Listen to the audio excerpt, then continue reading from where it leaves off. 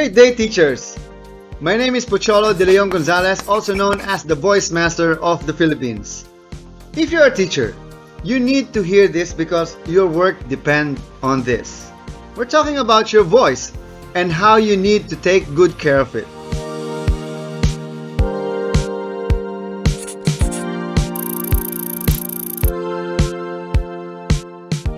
Teachers are in a unique situation more than most professions. You rely on your voice for work. Without your voice, it's impossible to teach. Sadly, I know some teachers who had to give up teaching because of their voice problems. In a survey done among primary school teachers in Philippines in 2011, about 65% of teachers have had to go on sick leave every year because of a voice problem. And 9% of those teachers had to take longer than 6 days of leave. There's a good chance that the 9% of chronic voice problems, the surprising thing is that very few, about 1% of these teachers, went to an ENT specialist to see if there was anything physically wrong with their voices, and none of them went to a speech and voice therapist.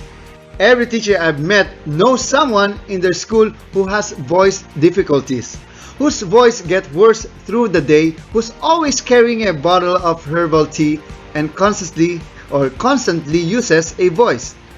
All teachers acknowledge that they need to learn how to care for their voice, but few know how to do it.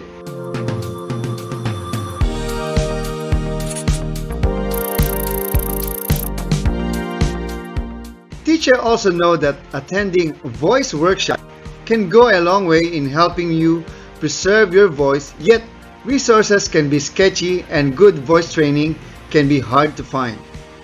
The good news is, studies have shown that it's possible to prevent many of these voice disorders primarily through two ways. Number one, by understanding how to care for your voice and how to identify problems early. Number two, by learning good vocal technique.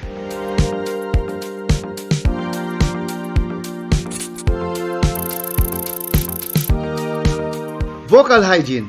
One of the best ways to prevent voice problem is to observe vocal hygiene.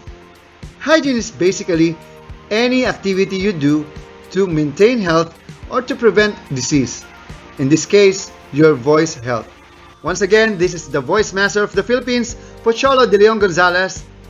Thank you and see you.